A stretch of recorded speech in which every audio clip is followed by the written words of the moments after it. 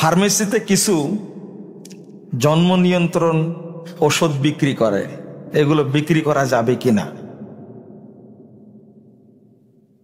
আপনি জানেন, খুব ভালো করে জানেন এটা। এইগুলো বলবো যে বিক্রি করা যাবে না, তবে সীমিত মানে একটা পরিবারের বাচ্চা হয়েছে, এরপরে আরেকটা বাচ্চা আসছে, কিন্তু এই বাচ্চা হলে হয় ডাক্তাররা বলছে মা মারা যেতে পারে, না আগের সন্তানটা ক্ষতিগ্রস্ত হবে, এই জন্য সাময়িক বিরতি এটা জায়েজ।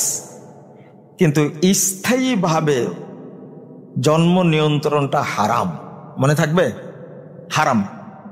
ডাক্তার যদি বলে যে আপনার এই সন্তান হলে রোগীটা মারা যেতে পারে, 2 নম্বর হলো আগের সন্তানটা ক্ষতিগ্রস্ত হতে পারে, সাময়িক বিরতি নেওয়া জায়েজ, সাময়িক জন্ম নিয়ন্ত্রণ এটা জায়েজ, তখন ওইটা বিক্রি করা আপনার জন্য বৈধ হবে।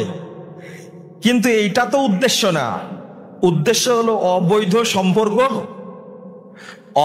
সম্পর্ক ছিল, ও পেটে বাচ্চা চলে আসছে, এখন ওই বাচ্চাকে নষ্ট করার জন্য আপনি বিভিন্ন ওষুধ দিয়ে থাকেন, এটা হালাল না হারাম? হারাম, হারাম।